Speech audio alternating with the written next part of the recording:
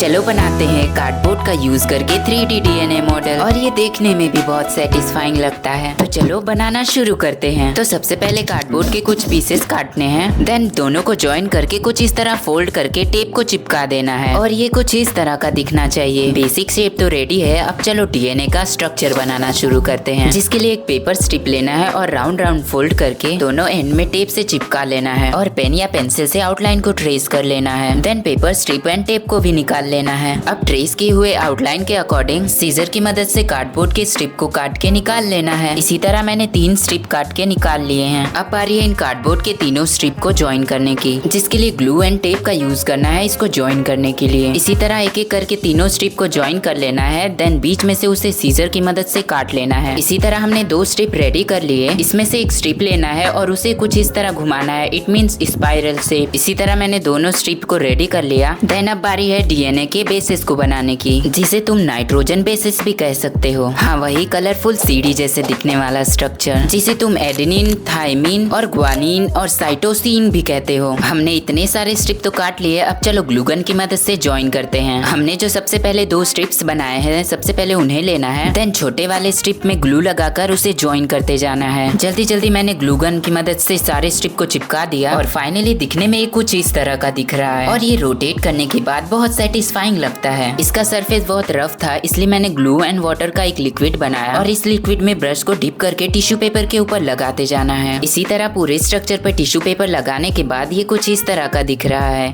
तो चलो अब इसको कलर करते हैं, जिसके लिए मैंने पोस्टर कलर का यूज किया है, जिसमें से येलो, ग्रीन, रेड और ब्लू कलर का मेनली यूज करना है। तो कुछ इस तरह मैंने सबसे पहले येलो कलर किया, देन जब एक साइड ड्राई हो जाए उसके बाद ग्रीन कलर करना है, देन उसके बाद ब्लू के बाद लास्ट में रेड। इसी तरह मैंने जल्दी जल्दी कलरिंग भी कंप्लीट कर लिया। अब इसको ड्राई होने के लिए ऐसे ही छोड़ देना है। तो finally 3D DNA model ready है। इसका स्टैंड मैंने अभी तक नहीं बनाया है, क्योंकि मुझे इसके स्टैंड की जरूरत नहीं थी। If you want stand, comment stand, I will make it. जाने से पहले फॉलो और सब्सक्राइब कर देना। नेक्स्ट प्रोजेक्ट मुझे कमेंट्स में बताना।